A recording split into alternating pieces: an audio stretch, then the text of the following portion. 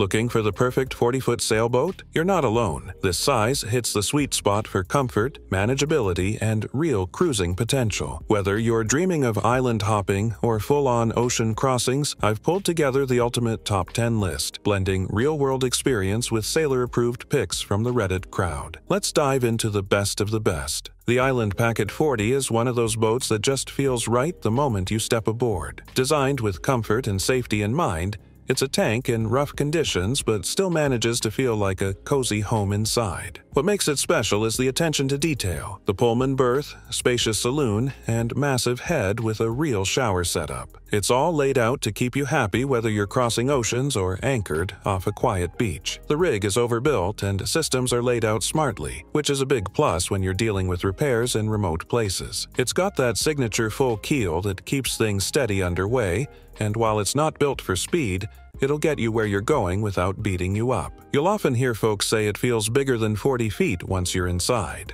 And they're right. For couples looking to cruise long-term or even live aboard full-time, this boat shows up again and again at the top of the list, and for good reason. It's not the cheapest option out there, but the peace of mind it brings is well worth it. The Hallberg-Rassy 40 is a boat built with one mission in mind: safe and comfortable blue water cruising. Swedish craftsmanship is at the heart of it, and it shows in every inch of the boat. The fit and finish down below are stunning. Mahogany joinery, smartly designed storage, and a layout that makes life easy whether you're at sea or docked. It's the kind of boat that feels solid under your feet in a way that's hard to describe until you've experienced it. Under sail, the Hallberg-Rassy 40 is steady and predictable. It doesn't race along, but it handles heavy weather with calm confidence. The center cockpit design offers extra protection and gives you a huge aft cabin that feels more like a bedroom than a bunk. Systems access is excellent, especially for maintenance on longer voyages. You can tell this is a boat designed by people who've actually gone sailing, not just stared at a blueprint. It's a favorite for circumnavigators and solo adventurers alike, with many of them citing the boat's build quality and handling as major reasons for choosing it. If you're dreaming of going far and wide with minimal drama, this one's a serious contender. The Passport 40 blends traditional looks with serious offshore credentials. It's one of those boats that just seems to check all the boxes: performance, comfort, aesthetics, and reliability. It carries the kind of pedigree that seasoned sailors immediately recognize. The hull shape, moderate displacement, and long fin keel make it a capable passage maker that still sails well in light air. What really grabs your attention, though, is the interior. It's warm and inviting without being overdone.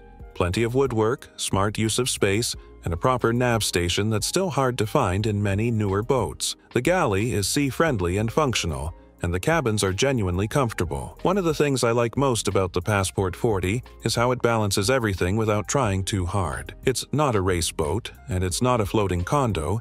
It's something in between, and for many sailors, that's exactly right. These boats have a loyal following, and for good reason. They're built tough, they age well, and they have that real boat feel that makes you want to head offshore and just keep going. For solo sailors or couples, this boat delivers a lot of value and confidence at sea. The Tayana 37 may technically fall a bit short of 40 feet, but in the cruising world, it earns a firm place on any list in this range. This boat is built like a fortress, with a full keel and heavy displacement that give it the kind of seakeeping ability most blue water sailors dream of. It's not a speedster, far from it, but it will slog through anything, and you'll come out the other side dry and steady. What folks love most about the Tayana is its classic charm: sweeping sheer line, a real bowsprit, and warm traditional interiors that feel more like a cottage than a boat. Inside, it's a bit cozier than some newer designs, but there's still room to live aboard comfortably, especially for a couple. Storage is excellent. The galley is compact but efficient, and the boat's systems are known to be relatively easy to maintain. Plenty of these boats have circled the globe, and many are still out there doing the miles today. For the sailor who prioritizes reliability, traditional design, and a proven offshore track record, the Tayana 37 is a hard boat to beat. The Catalina 380 is a favorite among coastal cruisers and liveaboards who want space, simplicity, and good sailing performance, all without breaking the bank. Catalina boats have always had a reputation for making solid, comfortable cruisers, and the 380 is no exception. You'll find a roomy cockpit with thoughtful seating, a wide swim platform, and an easy-to-handle rig that makes it ideal for couples or even single-handers. Below deck, the layout feels surprisingly generous. The saloon is bright and open, with plenty of headroom, a large dinette, and a galley that actually works at sea. One of the standout features is the huge aft cabin, which has a proper queen-size berth and loads of storage. While it's not built for bashing into the Southern Ocean, the Catalina 380 is plenty capable for the Bahamas, the Med, or hopping down the coast to Mexico. These boats offer a lot of value on the used market, and because so many were made, parts and support are easy to come by. It's a great pick for someone who wants comfort and cruising capability without venturing into heavy displacement territory. The J121 is a very different beast on this list. This one's for the sailor who craves speed without giving up all the comforts of a cruiser. J-boats have always leaned toward the performance side of sailing, and the Wonder 21 is a fine example of what happens when you blend race-ready handling with smart design. What stands out immediately is how lightweight and responsive this boat is. It's quick off the wind, nimble upwind, and just a joy to sail. But here's the kicker, it's also designed to be sailed short-handed, even solo. All controls are led aft, and the deck layout is clean and efficient. Down below, you won't find varnished teak or a full-blown nav station, but you will get a simple, functional interior that works for a few nights aboard or short-term cruising. It's not the boat you buy to cross oceans in complete comfort, but it's the one you choose if you love to sail and want to cover ground fast. For the right sailor, the J121 is all about thrill and efficiency, performance cruising without the fluff. Despite the slightly misleading name, the Bristol 43.3 comes in right around 41 feet and brings serious offshore credibility with it. This center cockpit cruiser is all about long-range comfort and capability. It's a heavy displacement boat with a solid glass hull and a well-proven design that gives you a stable ride in big seas. One of the key features is its centerboard,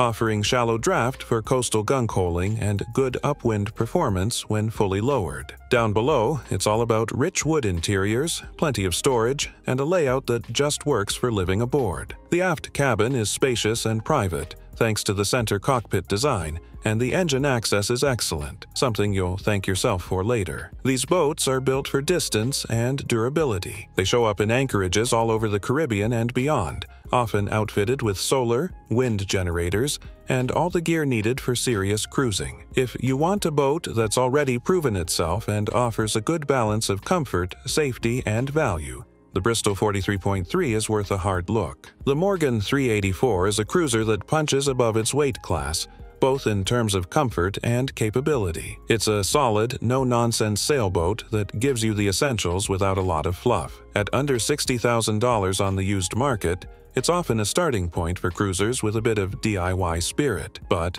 don't let the price fool you. The 384 sails well, thanks to its moderate displacement and practical hull shape. The rudder is skeg-hung, the draft is friendly for the Bahamas, and the layout is traditional but very livable. Inside, you'll find a comfortable saloon, a decent-sized V-berth, and a surprisingly generous galley. The aft quarter berth isn't fancy, but it's functional, perfect for guests or for off-watch crew. What really stands out is how clean and simple everything is.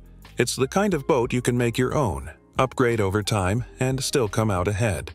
For sailors who want a reliable cruiser with good bones and don't mind rolling up their sleeves, the Morgan 384 delivers a lot of boat for the buck. The Hunter Legend 40 defies the expectations some folks have about the Hunter brand. This isn't a floating condo, it's a surprisingly capable cruiser with a bit of performance flair. Built with a racier edge than many of its siblings, the Legend 40 features a sleeker hull, more winches, and a powerful rig. The deck layout is practical, and while the traveler is in the cockpit, which might bother some cruisers, it makes sail trimming easy and accessible, especially if you like to tweak for that extra half knot. Below deck, the layout is typical of the era, with a wide saloon, a usable galley, and enough space to live comfortably. But what really stands out is the aft cabin. It's got a rare walk-around bed, which is a real luxury on a boat this size. Add in decent storage, good ventilation, and solid sailing manners, and you've got a boat that's fast enough to have fun with, but still comfortable enough to take cruising. If you want a bit of speed without giving up livability,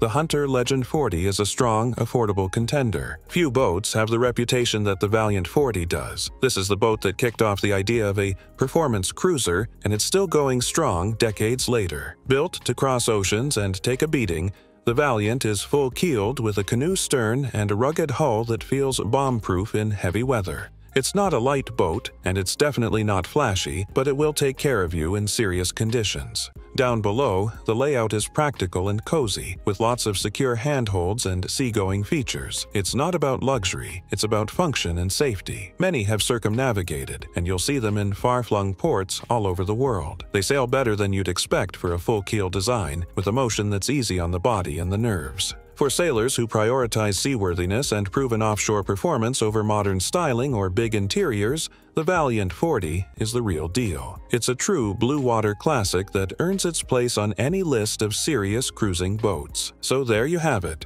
10 of the best 40-foot sailboats ever built, each one with its own character, strengths, and story to tell. Whether you lean toward heavy, ocean-proven classics like the Valiant or Island Packet, or you're chasing a bit more speed and sparkle with boats like the J121 or the Hunter Legend, there's something in this size range for just about every kind of sailor. What I love most about the 40-foot category is how versatile it is. These boats can take you just about anywhere, from lazy island hops to blue water crossings, and they strike that perfect balance between comfort and manageability. You're not stuck in marina slips, but you're also not roughing it in a cramped cabin. If you're in the market or just dreaming for now, I hope this list gave you a little inspiration, maybe even pointed you toward your next floating home. And if I missed your favorite boat, don't hold back. Let me know down in the comments. I love hearing what boats you all are sailing or dreaming about. Until next time, keep the sails full, the coffee hot, and the heavy side down, but not too far down, because that means you're taking on water. Cheers, friends.